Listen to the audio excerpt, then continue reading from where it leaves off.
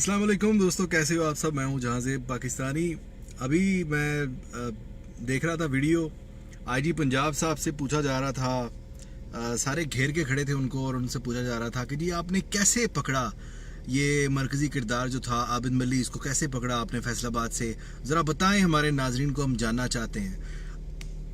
और वो बता रहे थे किस तरह से टेक्निकल तरीके से उन्होंने पकड़ा, और जो CIA ने अपनी हमारी जो हमारा जो CIA का अपना जो हमारा जो अमला है, पाकिस्तान में इंटेलिजेंस का जो बंदा है वो, और जिन जिन ने भी उसमें किरदार अदा किया, वो सारी स्टोरी उन्होंने शुरू से लेकर आखिर तक उन्होंने सुनाई।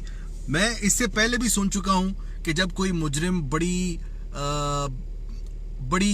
अंदर के जो उनका निज़ाम होता है, एक टेक्निकल तरीके से उनको पकड़ते हैं घेरे में लेकर, तो मीडिया हमेशा से अपनी वो थोड़ी सी TRP के लिए वो उनसे उगलवा देता है। उससे क्या होता है कि जो चोर, वो बेगैरत जो डाकू होते हैं, जिनको पुलिस किसी तरीके से किसी हरबे से पकड़ती है, वो अगली बार मुहतात हो जाते हैं कि अच्छा ऐसे पकड़ा था, अब अगली बार पकड़ के दिखाना।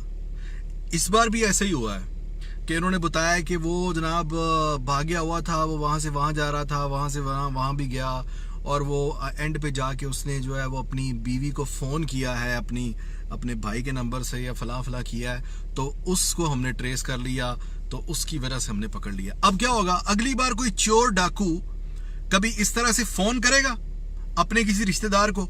नहीं करेगा। छनकना, अब चुप लो बैठ के। और यार क्या मिलता है मीडिया को इस तरह के घटिया सवालात पूछ के, और हमें क्या मसला है, हमने क्या जान के ले लेना है? यार इस तरह के सवालात ना पुलिस से पूछा करें कि कैसे मुल्ज़मान को पकड़ा जाता है। उनका अपना एक तरीका कार होता है जो मख्फी रखना जरूरी होता है। और IG साहब से भी मैं कहूंगा कि IG साहब, क्या ये एक जुमला छोटा सा नहीं बोल सकते थे कि क्या आप चाहते हैं कि हम आपको सारा ये तरीका बता दें, ताकि अगली बार कोई इस तरह के जो बंदे हैं ये सारे हमारा तरीका कार देख लें और वो मोहतात हो जाए और हमारे हाथ ही ना आए, और फिर आप लोग मीडिया पर बैठ कर बोलते रहें कि पुलिस क्या कर रही है, पुलिस मुजरिमों को पकड़ नहीं पा रही।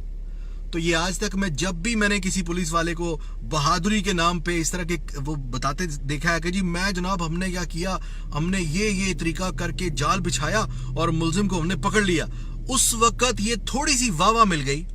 लेकिन उसके बाद बदले हुआ क्या कि अगली बार वो चोर डाकू बदमाश मजीद वो मुहतात हो जाते हैं और वो आपके हाथ नहीं आते। IG साहब और जितने भी पुलिस एहलकार हैं, अपना जो आपका एक निज़ाम है, जो आपका तहकीकात का निज़ाम है, आपका पकड़ने का निज़ाम है, उसको आप अपने मख्फी रखें। कोई सवाल करे भी तो उसको ये बताने की ज़रूरत नहीं, और मीडिया के ऊपर तो बिल्कुल भी ज़रूरत नहीं है। यही वजूहात है कि जो हम रोला इतना डाल देते हैं, और चोर डाकू क्या उनके पास सोशल मीडिया नहीं है?